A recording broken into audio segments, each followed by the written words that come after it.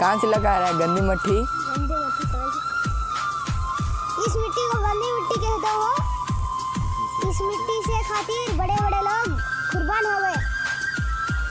शुक्रन या रब्बी शुक्रन, हदैत क़ल्बी शुक्र।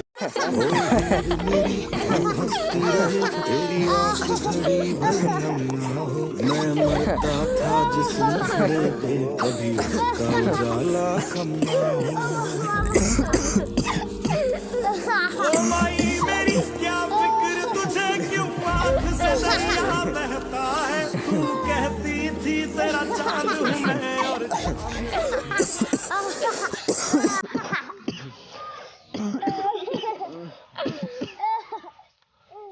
अस्सलाम वालेकुम रहमतुल्लाहि व बरकातहू। वालेकुम सलाम। क्या आपको ये झंडा नहीं दिख रहा था? नहीं दिख रहा, हमें बात कर लेते थे। इस झंडे के पीछे बहुत सारी कुर्बानियाँ छुपी हुई हैं। अच्छा बताओ क्या क्या कुर्बानियाँ? तुम इसकी कुर्बानियों के बारे में पूछते हो? अरे तुम हिंदुस्तानी तो थोड़ी हो या गैर हिंदुस्तानी हो?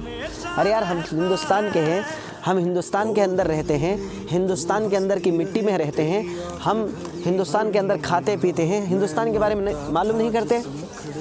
इस हिंदुस्तान के खातिर हमारे बड़े बड़े लोगों ने बड़ी बड़ी कुर्बानियाँ पेश की। हज़रत टीपू सुल्तान शहीद रहमतुल्लाहि अलैह कितने बड़े वली हैं और साथ में हिंदुस्तान के सबसे बड़े सोल्जर हैं।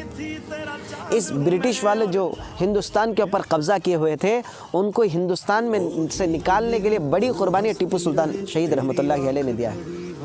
हज़रत इमदादुल्लाह मुहाजिर मक्की रहमतुल्लाहि अलैह बहुत बड़े अल्लाह वाले, हिंदुस्तान में रहते रहते बड़ी बड़ी कुर्बानियाँ हिंदुस्तान को आज़ाद कराने में लगाई और इतनी कुर्बानियाँ लगाई कि ब्रिटिश वाले परेशान हो गए, उनकी नींद हराम हो गई।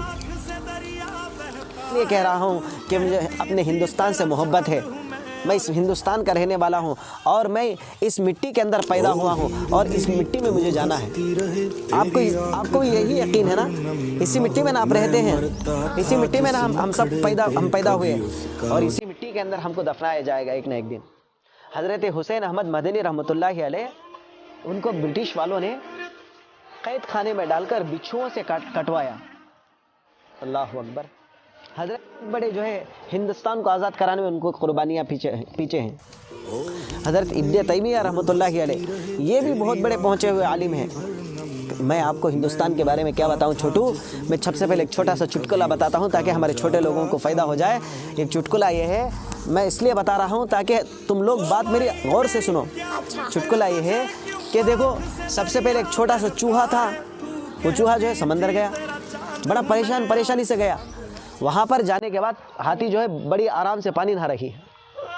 वो चूहा बोला, हाथी थोड़ा बाहर आओ, बात करनी है। हाथी बाहर आओ, थोड़ा बात करनी है, तुमसे बात करनी है। हाथी बोली, मैं नहीं आ सकती, बिजी। हाथी क्या बोली? मैं बिजी में नहीं आ सकती। तो चूहे ने कहा कि एक बार बाहर आओ, ज़रूरी बात है, ज़रूरी बात करनी है। जैसे ही हाथी बाहर आई समंदर से, चूहा फिर बोला कि हाथी अंदर जा पान नहा ले। अब हाथी को गुस्सा आ गया, तुमने बड़ा जिस्म लेकर उठकर आई थी, अब परेशान हो गई। हाथी बोली, बुलाया क्यों, भेजा क्यों? बुलाया मुझे, कुछ बात भी नहीं की, भेज रहा है क्या बात, क्यों बुलाया मुझको? चूहा बोलने लगा कि मैं जो है अपनी चड्डी धोकर सूखने डाला था, चड्डी चोरी हो गई। मैं सोचा तुम ही चोरी कर ली हो, इसलिए मैं तुमको बुलाया था। समझ में आया बात? समझ में आई तुझे? जो है नीचे नहीं पड़ना चाहिए। मैं देखा कि हमारी हिंदुस्तान का फ्लैग जो है वहाँ पर पड़ा हुआ है और हम सब जो है यहाँ पर खड़े हुए। इस तरह अगर हम रहेंगे तो हम हिंदुस्तान के यहाँ पर रहते होकर भी हम हिंदुस्तान का हक अदा करने वाले नहीं बनेंगे। इसलिए कभी भी जो है ये हिंदुस्तान के इस झंडे को नीचे ना पड़ने दें। हो सके तो ये हिंदुस्तान का ये जो झंडा है, इसको अगर तुम मोलते हो